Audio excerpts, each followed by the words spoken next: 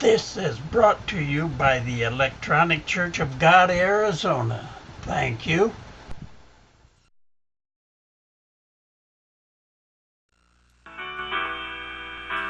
Welcome to the 10th day of December, 2007, the second day of the week. Time now to go into the Lord's Care Ministry. 1 year with the Lord, day 334. Roman soldiers mocked Jesus. Mark chapter 15, verses 16 through 20. Also in Matthew chapter 27, verses 27 through 31. Then the Roman soldiers took him to the barracks of the palace, called out the entire palace guard, dressed him in a purple robe, made a crown of long, sharp thorns and put it on his head. Then they saluted, yelling, "Yea, King of the Jews!" And they beat him on the head with a cane. They spat on him and went down on their knees to worship him. When they finally tired of that sport, they took off the purple robe and put his own clothes on him again. Then they led him away to be crucified. Crucifixion was a Roman penalty for rebellion. Only slaves or those who were not Roman citizens could be crucified. If Jesus died by crucifixion, he would die the death of a rebel and a slave. Crucifixion also put the responsibility for killing Jesus on the Romans. Therefore, the crowds could not blame the religious leaders. Alone, but unafraid. These Roman soldiers were merciless in their torture of Jesus. Yet Jesus had already been deserted by all his own disciples when they ran from the garden in terror.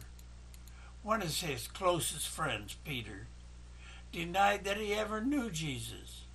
Another disciple, Judas, betrayed him. The crowds who followed Jesus stood by and did nothing. Two influential leaders, Pilate and Herod, refused to do anything. The religious leaders, who should have been first to recognize the Messiah, actively promoted Jesus' death. Jesus took all of this for our sakes, so that he could go to the cross and carry out his Father's plan of salvation. When people do not understand your faith, or they make fun of it, remember what Jesus went through for you and remain strong. Do you fear God and keep his commandments?